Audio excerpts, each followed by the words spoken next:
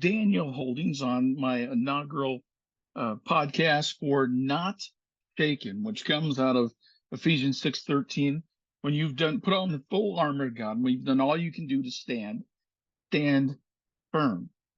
So I wanted to give you this in this first presentation of mine, a freebie, because it's not mine to charge for. This is something that the Lord gave me, and I want to make sure that you are able to hear the warning and not worry about the cost of anything.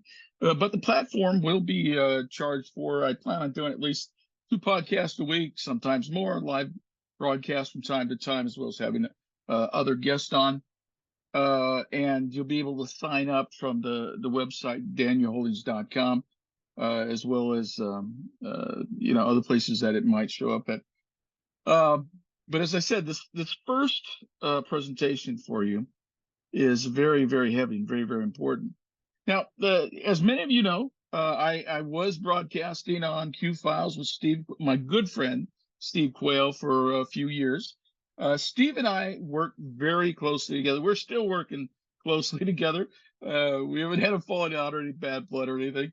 And in fact, you'll see as I tell you the story that he was the first guy I called because I love and respect him that much. And I wanted him to hear what the Lord had given me so that we could compare notes. And what happened was it blew his mind and it blew my mind as well.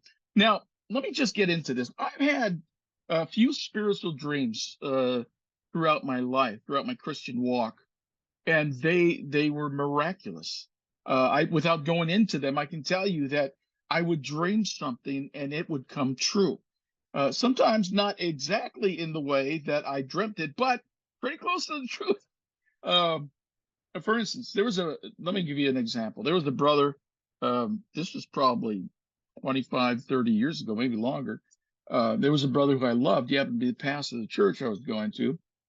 And the dream I had was I was like flittering around the room, trying to warn him to stop what he was doing. And he couldn't see me and he couldn't hear me. He wouldn't hear me, he wouldn't see me. Long story short, I ended up being in the office with this brother of mine, and I realized that it was him in my dream. And I said to him, I said, look, the Lord is saying, whatever it is that you're doing, stop it. And because it's going to hurt you and it's going to hurt your family, you need to stop it. And he's a pastor. He's my pastor. And I was like, he was like, well, I don't really know what you're talking about. And, I appreciate you speaking up, but, I don't know what it has to do with. A few weeks later, he was caught embezzling money from the church.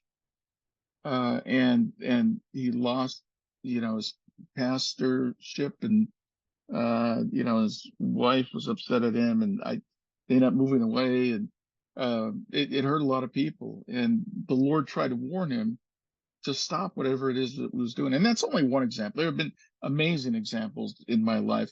But, it's funny because they say old men dream dreams. I'd rather see visions because young men see visions. That comes out of Joel. I'd rather be a young man and see visions. But I guess I've always been an old soul, and I've had dreams throughout my adult Christian life. So I've been walking with the Lord, for those of you that may not know it, for over 40 years. I've been in Bible college and all kinds of other stuff, but leader in church and stuff like that. But that's not really what the program is about. That's not really what the podcast is about.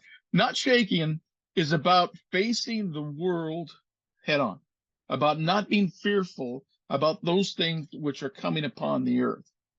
And we talk a lot about the news, and I try to relate the news to biblical prophecy and how it's unfolding. But I try to do it in a realistic way, and hopefully not in a religious way, if you will.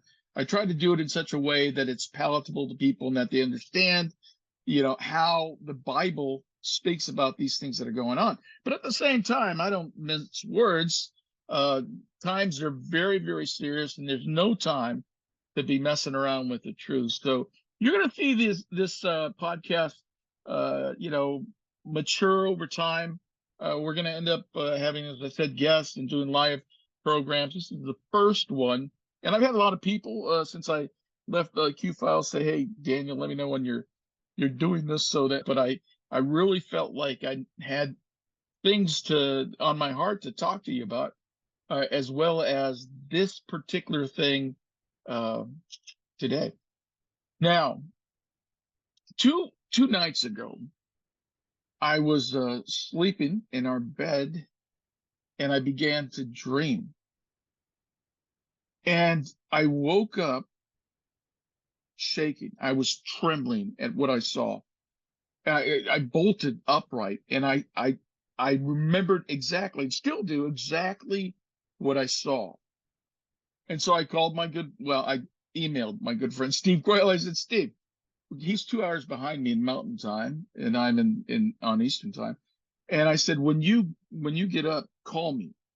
So anyway, one of the things he said on his podcast was, I've known Daniel a lot of years, and he's never asked me to do that. So I called him, and so I laid out to him what I saw, and it was amazing what God had done with that dream. Um, so let me go into this. When I was dreaming, and you know how dreams are. Dreams, they sometimes they're in the abstract, and sometimes they move around, and sometimes it's really hard to describe what you're seeing as you're sleeping. So, but the first part of the dream started. I was like on a, I don't know if I was on an overpass or a high mountain or whatever, but I was looking down, and it was kind of a rural area in California. And I knew I was in California, and it was in a mountainous area, as a matter of fact, not exactly mountains, kind of foothillish. If you're from California, familiar, you know there are mountains, and then there are foothills, and but there are gullies that run all through the foothills.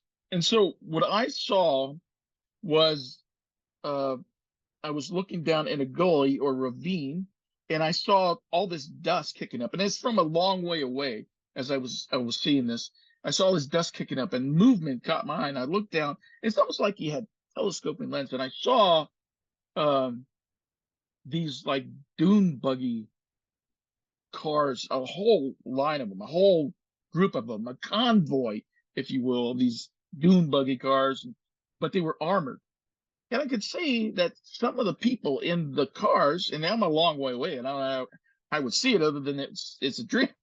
But as I'm watching these cars, these dune buggies or off-road vehicles are making a beeline up this ravine. And I'm looking around, and nobody else is around, nobody else sees this. I thought, wow, that's weird. That must be a race or something. And I remember thinking this in the dream. There must be a race or something like that. So anyway, I didn't think anything else of it. Well, my dream shifted like that. And then the next part of my dream, the next scene in my dream was, I was looking off. I'm in what do you call it? The city. Um, and I can even tell you what city it was. It seemed to me that I was in if you're familiar with California, and I knew I was in California. If you're familiar with California, there was like the Redlands area, or in that area between San Bernardino and Redlands. So it's kind of arid, and but there's just buildings all around, and so there were uh, there were buildings, like there was a shopping center, or some sort of complex off in the distance, and I could see off in the distance. I'm probably 400 yards, 300 yards from what I'm looking at, and I'm watching, and I see those same helmets that I saw those dune buggy riders wear. And if those helmets were kind of like, if you've ever seen, what do you call it, the off-road bikers racing bikes, they wear this like funky helmet, that this kind of odd shape molded to your head, not a round helmet like you would, like a regular motorcycle rider would ride. But they were armored. They were not armored, but they were made out of steel, and it looked to me like they were fabricated by hand, like they made them their own helmets. But it was clearly an identifying part of these people. And so when I look, there's these individuals that are wearing these helmets go up to people, and the people that they do something, the people fall down.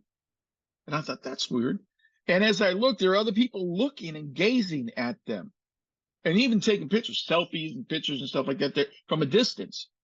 More and more of them come, and I figure out that they're actually attacking people, that they're killing people. And I was frozen. But more importantly, everybody that I saw was frozen. They were standing still. They didn't run. They didn't try to protect themselves. They were frozen. They were looking at the scene. Now, I don't know how I knew this. My wife asked me this.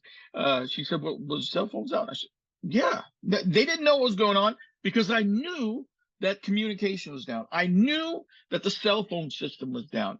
And I knew that something was happening, right? But I was in the moment looking at this scene. And so more and more of these people with the helmets are coming, and they start slaughtering people. And I could see people falling. And then finally people start running, and it's a mass panic, and they all start running. But these individuals are running after them. And I could also see now, it was close enough that I could see that these individuals were dark skinned. They were either Hispanic or they were Arabic or Muslim or Iranian or something like that. Now, before, if you don't know me, before anybody thinks that's racist, I'm Hispanic, right? So I can say such things. So it's not being a racist thing. This is what I saw in my dream. And then it clicked. And I remembered in my, it's funny, you're sitting there in your dream, you remember, oh yeah, I remembered in my dream seeing those armored dune buggies with those same helmets coming up that ravine, and I realized that they were coming up from the south. They came up from across the border from the south, and they did so covertly. They did so stealthily so as not to be discovered. And then when they went to spring their trap, they began to spread out, and they began to kill people randomly. And this is the thing that I want you to understand. They didn't care who they killed. They killed everybody. They killed the man, woman, and child. They didn't care. And people would plead for their life. I could hear the screams off in the distance. They didn't care. They were ruthless. They were cold. They were evil, is what I want you to understand. So as I'm watching this scene and I'm watching people starting to wake up and starting to flee, I'm watching this scene over here, and I look, and one of those guys in those helmets are running after me. I was like, wow. And then he threw something at me.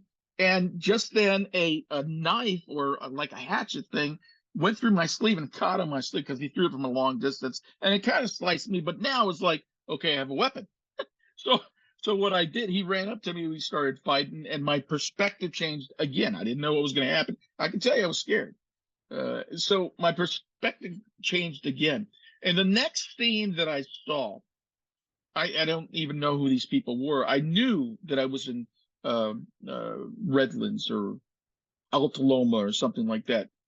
And I was in a house, and I was like a fly on the wall. I could see what was going on. I was standing at the top of the stairs. There's a long wooden staircase, and I was standing at the top of the stairs, and next to me was a mother. And there were two dark-skinned men that had her by the shoulders. And she's looking down, and I'm looking down where she's looking, and her teenage daughter or young adult daughter is at the bottom of the stairs. Beautiful girl. There are two other dark-skinned men holding her. So she pleads for her daughter's life, and they ignore her. And then they escort, and her daughter's crying. They escort her daughter through next to the stairs through the hall, and I know they're going to kill her, or worse, and then kill her. And this mother knew that she was going to die as well. Everybody, this is what I want you to understand. Everybody that came in contact with those people died. They were killed. They were murdered. That's what you need to understand. So then my perspective changed again, and I find myself in I think it was in Redlands, California, and I don't recall this kind of thing being there, but there was like a technical center, and there was like a laboratory, a science laboratory, and I could hear screaming in the other room, and I could see flashes, people fighting and stuff like that. Somebody walks out, a dark-skinned man, takes off his helmet. He's talking to other dark-skinned men, and he said, "Oh yeah, so and so thought he was so tough. He thought he was prepared. He thought he was ready for what was coming. I showed him," or something like that. And he's got a broken accent. He's got like a Hispanic accent. They were so apparently, from my dream, I gathered that this guy actually worked at that laboratory. He was a scientist. And the people that he had just killed worked at that laboratory. And it was even called, I can't remember. It was in the dream, it was called like Bright Light Lab or Bright Something Lab, something like that. I went to look it up after I woke up and I didn't find anything on it. And then I woke up. I woke up, boom, just like that. And I was so scared. I was scared to death. Why? Because I knew that it was going to happen. It was that kind of dream. And I'm shaking. So I think I woke up at like 6 o'clock in the morning. My wife was still in bed. And so I went to my desk as I normally do in the morning. I have a ritual, going over news and stuff like that. And so I go to my desk, I pull up the news. The first article that I see is an article on Drudge that says the Russia calls all the ambassadors, or the American ambassador to the Kremlin, and they declared that America was a part of that the attack that happened on Crimea beach over the weekend. And so therefore Russia said that the United States is now a party to the conflict in the Ukraine. And it was a formal declaration, if you will, to say that we are their enemies. And now, for those of you that don't know it, America, the United States, has given the Ukrainians, who are Nazis, that's a different story. I'll talk about that another time. But all kinds of weapons, and they recently given them a couple of months ago long-range missiles, and just a couple of weeks ago, Joe Biden gave them permission to strike into Russia. The first thing they do is they attack a beach in Crimea with a bunch of civilians on it for no reason. It's not strategic. They just did it to do it. But here's the problem. Because Russia has disabled their GPS tracking software, the only way that those missiles could go on course to where they wanted them is with American satellites. So America, or a drone goes by, so America had to lead those missiles to land on that beach and kill those civilians. Russia's absolutely right. We had a part in that. We have a part in that war in a big way. And it is going to bite us in the butt, because World War III is about to pop off. Hence the picture in the background. But it's what the Lord said to me when I read that. Now keep in mind, I'm still shaking. I literally, fear and trembling. That's what the Bible says, that last days that we would have fear and trembling. This dream is still on my heart, and I read that headline, and I hear the Holy Spirit say, the go order has been given. The go order has been given. Now, that's very important. So, fast forward, hour later, 2 hours later, something. Steve Quayle never sleeps at night. I'm always teasing. Actually, we have that a lot in common. I probably sleep more than him, but he doesn't sleep at all at night. But so he he called me, and I told him what I saw, and my voice is probably shaking because I'm telling you, the show may be called Not Shaking, but I was shaking when I saw what I saw because I knew it was real. I knew it was going to happen. And then I told him, I said, Steve, the go order. That's what the Lord said to me, that the go order has been given. He said, now that's very significant. Then he told me, because he has a, excuse me, on his podcast the other day, he mentioned he had an open vision, probably 2 nights before I had this dream. And he saw a civilian plane, like a Learjet, heading east, excuse me, heading west, he said, and he knew it was going, no, heading east. He knew it was going east. And then all of a sudden he saw a nuclear bomb go off and take it out. It was a vision. He was, awake in the middle of the night, walking home because he's not sleeping.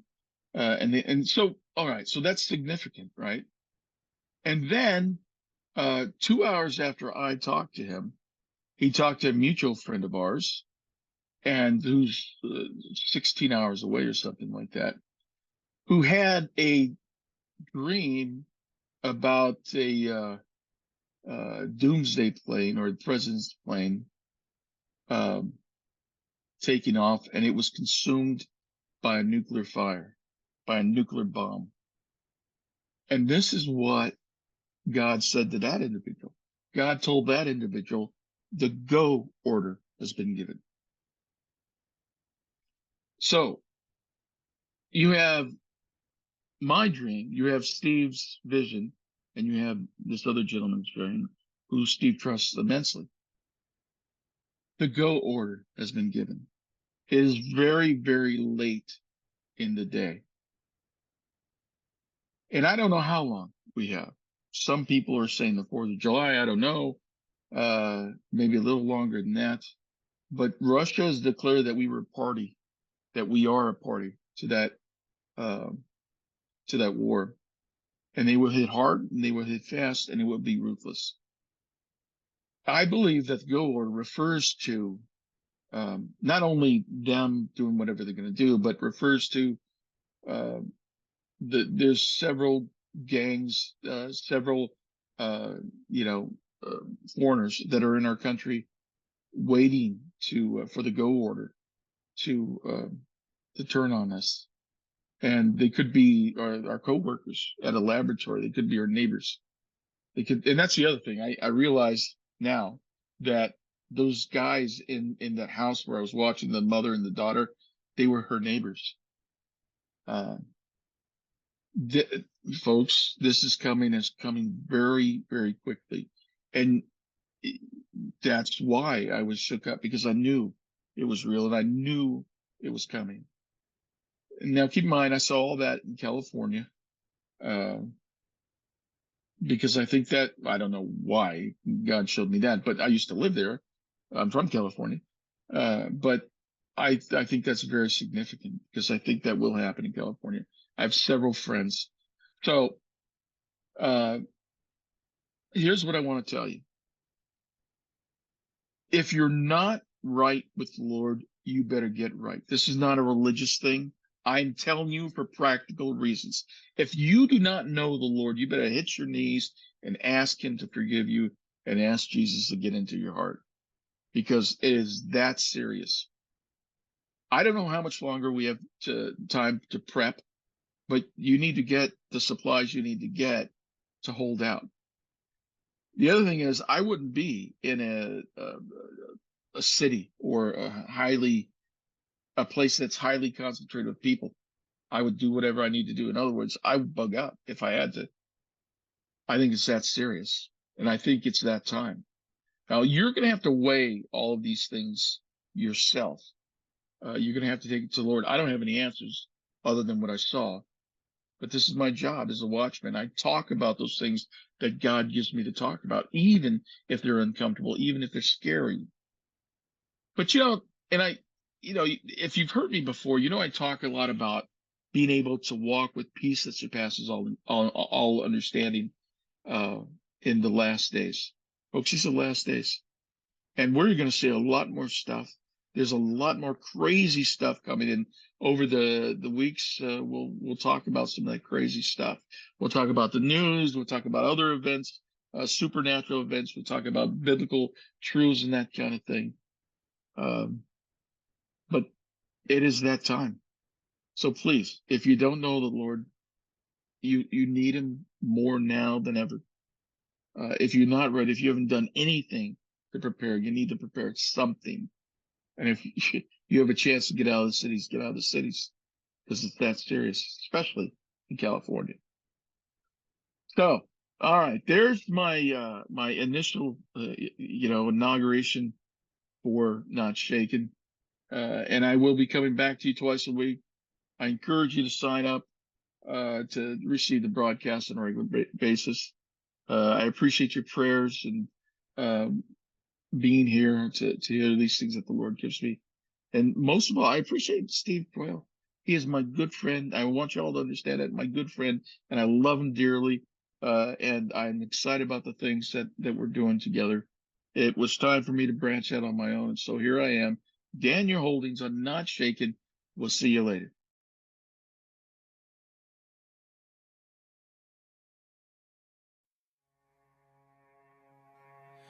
Oh, come behold the works of God, the nations at his feet. He breaks the bow and bends the spear and tells the wars to cease.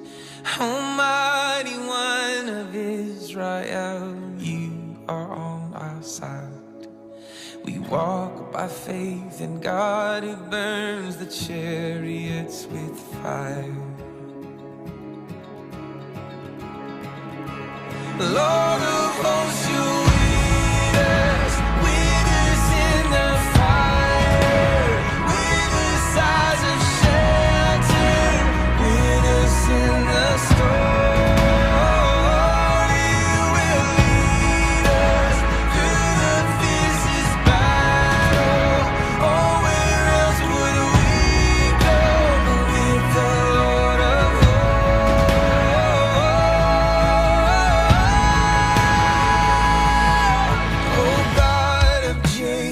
fierce and great, you lift your voice to speak.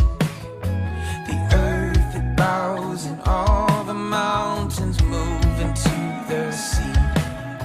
Oh Lord, you know the hearts of men, and still you let them live.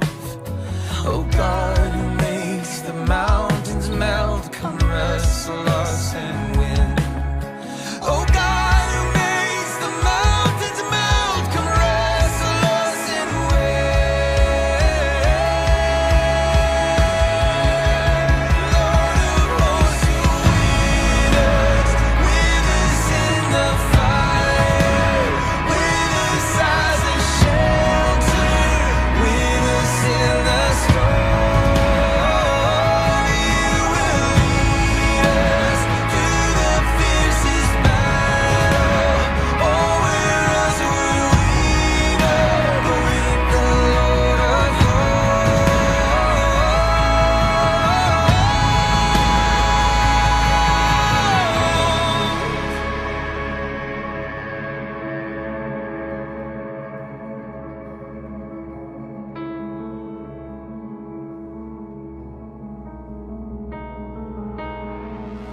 the oceans roar, you are the Lord of all, the one who calms the wind and waves and makes my heart be still. Though the earth gives way, the mountains move into the sea, the nations rage, I know my God is in control. The oceans roar, you are the Lord of all, the one who calms the wind and waves and makes my heart be still. Though the earth gives way, the mountains move into the sea, the nations